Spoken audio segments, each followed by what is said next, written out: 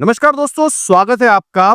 भारत कल से न्यूजीलैंड के खिलाफ 5 T20 मैचों की सीरीज खेलने जा रहा है। इस सीरीज भारत के लिए काफी इंपॉर्टेंट होने वाली है क्योंकि अगले ही महीने T20 विश्व कप शुरू होने वाला है। इस सीरीज में भारत के सामने 5 बड़ी चुनौतियां हैं। उन चुनौतियों का हल अगर भारत नहीं निकालता है तो न्यूजीलैंड के सामने भारत को बड़ी मुश्किलें आने वाली है। मैं यहां तक कहूंगा कि इन गलतियों का हल अगर भारत नहीं निकालता तो अगले T20 विश्व कप में भारत के लिए जीतना बड़ा मुश्किल होने वाला है। दोस्तों, वीडियो में आगे बात करेंगे कौन सी है वो 5 चुनौतियां या चैलेंजेस जिनका हल निकालना भारत के लिए बेहद जरूरी है। हाल ही में हमने न्यूजीलैंड के खिलाफ अपने देश में वनडे सीरीज गंवाई। ये पहला मौका था 37 सालों में जब हमने न्यूजीलैंड से अपने घर में कोई सीरीज गंवाई हो। इसका सबसे बड़ा कारण ये रहा, ये बात मैंने तब भी कही थी जब मैंने टीम सिलेक्शन का वीडियो बनाया था। उस समय मैंने कहा था कि न्यूजीलैंड की इस टीम को हम हल्के में नहीं ले सकते क्योंकि न्यूजीलैंड की टीम पिछली बार जब भारत में खेलने आई थी उस टेस्ट सीरीज में भी न्यूजीलैंड हमारा क्लीन स्वीप करके गई थी। यहां हमसे सबसे बड़ी गलती यही हुई कि हमने न्यूजीलैंड की टीम को हल्के में लिया। ये हमें भारी पड़ा। खैर, वनडे सीरीज अब खत्म हो गई है। बात करते हैं T20 सीरीज में भारत के सामने कौन सी चुनौतियां हैं। भारत के सामने इस समय सबसे बड़ी चुनौती है, यूं कहें कि एक तरीके का सिरदर्द जो बन गया है, वो है कप्तान सूर्य कुमार का फॉर्म। सूर्य कुमार यादव इस समय बेहद खराब फॉर्म में चल रहे हैं। सूर्य कुमार यादव अपनी लय में बिल्कुल भी नजर नहीं आ रहे और ये भारत के लिए बिल्कुल चिंता की बात है क्योंकि वर्ल्ड कप शुरू होने में अब सिर्फ 15 या 20 दिन का समय बचा है। ऐसे में सूर्य कुमार का वापस फॉर्म में आना भारतीय टीम के लिए बेहद जरूरी है। सूर्य के खराब फॉर्म का अंदाजा आप इस बात से लगा सकते हैं कि अपनी पिछली 19 पारियों में सूर्य कुमार के बल्ले से एक भी अर्धशतक नहीं निकला है। सूर्य कुमार यादव एशिया कप में भी फ्लॉप रहे थे। ऑस्ट्रेलिया टूर, उसके बाद साउथ अफ्रीका के खिलाफ T20 सीरीज में भी सूर्य कुमार का बल्ला कोई कमाल नहीं दिखा पाया। ये भारत के लिए इस समय बेहद चिंता की बात है क्योंकि कप्तान का फॉर्म में होना टीम में एक अलग तरीके की ऊर्जा भरता है, एक अलग तरीके की एनर्जी भरता है। खराब फॉर्म के बाद भी सूर्य कुमार यादव के ऊपर अब तक उंगलियां नहीं उठ रही है। इसका सबसे बड़ा कारण है कि टीम लगातार जीत रही है। सूर्या की कप्तानी शानदार रही है। सूर्या की कप्तानी में भारत ने अब तक 25 में से 18 T20 मुकाबले जीते हैं। लेकिन सूर्या को एज अ बल्लेबाज, एज अ बैट्समैन भी परफॉर्म करना होगा। अगर भारत को अगला T20 विश्व कप जीतना है तो सूर्या को परफॉर्म करना बेहद जरूरी है। सूर्या के पास ये लग्जरी है कि टीम से उन्हें ड्रॉप नहीं किया जा सकता। वर्ल्ड कप का स्क्वाड ऑलरेडी अनाउंस हो चुका है और सूर्या को यह पता है कि उसमें भी कप्तान मैं ही हूं। सूर्या अगर इस न्यूजीलैंड के खिलाफ 5 मैचों की T20 सीरीज में अच्छा परफॉर्म करते हैं तो एक पॉजिटिव माइंडसेट के साथ, एक मोटिवेशन के साथ वो वर्ल्ड कप में जाएंगे जिसका फायदा भारत को मिलेगा। इस बात में कोई शक नहीं है कि सूर्य कुमार यादव एक बेहतरीन बल्लेबाज है। पास में भी सूर्य कुमार यादव भारत को अपनी बल्लेबाजी से बेहद शानदार मैच जिता चुके हैं और मुझे पूरी उम्मीद है कि सूर्य कुमार यादव न्यूजीलैंड के खिलाफ इस T20 सीरीज में एक बार फिर अपने बल्ले की चमक बिखेरेंगे। भारत के लिए जो दूसरा सबसे बड़ा चैलेंज है वो है ओपनिंग बल्लेबाजी को लेकर।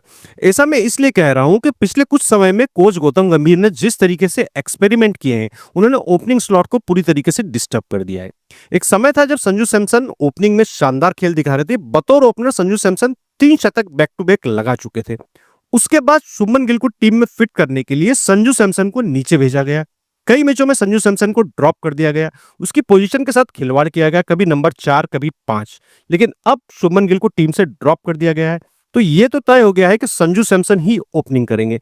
यहां यह जरूरी हो जाता है कि कोच गौतम गंभीर और कप्तान सूर्य कुमार यादव संजू सैमसन को यह कॉन्फिडेंस दे कि आप टीम के परमानेंट ओपनर हैं।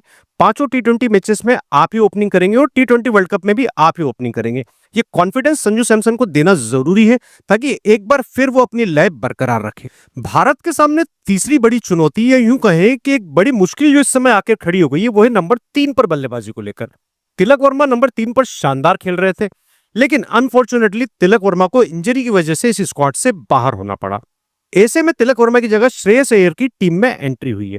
लेकिन यह देखना दिलचस्प होगा, या यूं कहें कि भारत के लिए कंफ्यूजन खड़ा हो गया है कि अब इस T20 सीरीज में न्यूजीलैंड के खिलाफ श्रेयस अय्यर से बल्लेबाजी करवाई जाए नंबर 3 पर, या फिर ईशान किशन जो पहले से इस स्क्वाड का हिस्सा है उनसे बल्लेबाजी करवाई जाए।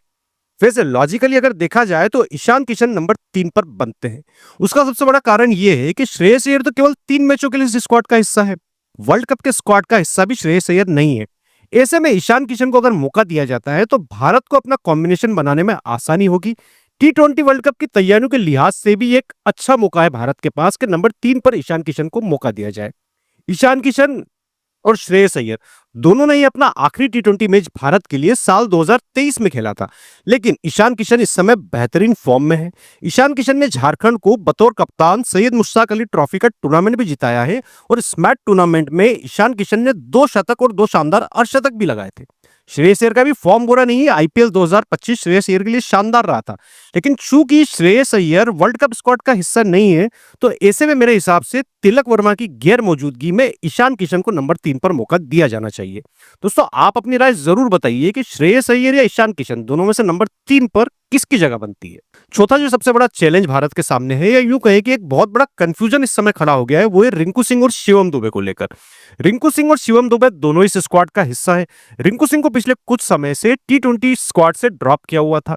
हाल ही में रिंकू सिंह की एक बार फिर से स्क्वाड में एंट्री हुई है, लेकिन शिवम दुबे भी इस स्क्वाड का हिस्सा है।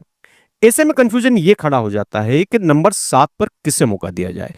उसका सबसे बड़ा कारण यह है कि opening slot number 3, number 4 Surya Kumar Yadav, number 5 Hardik Pandya और नंबर 6 अक्षर पटेल आपका सॉर्ट आउट है। अक्षर पटेल वाइस कैप्टन है, तो उन्हें टीम से ड्रॉप होना नहीं है।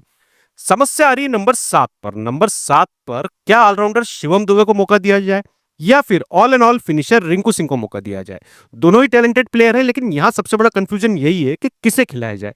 तो रिंकू सिंह और शिवम दुबे दोनों को लेकर टीम को अपना कंफ्यूजन क्लियर करना बहुत जरूरी है, क्योंकि वर्ल्ड कप के पहले आपके पास केवल यही 5 मैच बचे हैं जिसमें आपको अपना टीम कॉम्बिनेशन फाइनलाइज करना है।